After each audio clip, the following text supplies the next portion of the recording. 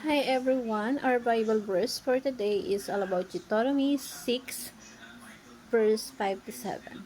Love the Lord your God with all your heart and with all your soul and with all your strength. These commandments that I give you today are to be on your hearts. Impress them on your children, talk about them with you, sit at home, and when you walk along the road, when you lie down, when you get up. So, ibig sabihin ni Yahweh na ibig mo si Yahweh ng iyong Diyos ng buong puso, buong kaluluwa at buong lakas. At ang utos niya ay itanim ninyo sa inyong puso, ituro ninyo sa inyong mga anak, pag-aralan ninyo ng inyong tahanan, iyong ipaglalakbay sa iyong pagtulog sa gabi, sa inyong pagbangon sa umaga. So, God's greatest commandment is our greatest commitment. Na yung ating Panginoon Diyos is nais niya na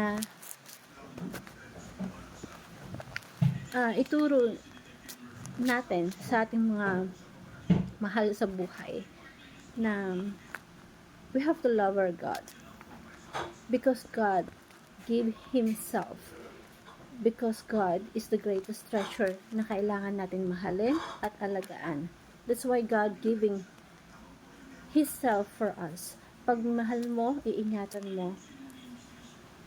So, love with all your heart, with all your strength. Yung pag-ising pa lang natin sa umaga, alam natin na ganun yung katatag yung pagmamahal natin kay God, because when we love God, it's benefit from us. Build the cultures na pagmamahal sa Diyos, na part ng buhay natin, na mahalin natin siya. And we talk about God, loving God. Kahit bata pa lang, itinuturo natin yung pagmamahal about God. God wants us to build as the loving family, yung pagmamahal kay Lord na ipapasa yon sa ating mga magulang, sa ating mga kapatid, sa ating mga anak. Ang pinakamainam na legacy na more than titulo ng lupa, house and lot, and more than kayamanan. God-loving culture, isang family na punong-puno ng pagmamahal sa ating Panginoong Diyos. Ang Diyos na kung alam mo yun, na kapag minahal mo siya, andun yung pagpapala eh. Kapag sinunod mo siya, andun yung pagpapala. Na commit love through faithful obedience. Mahalin mo, ay talaga mo ang pagmamahal sa ating Diyos for the sake of love.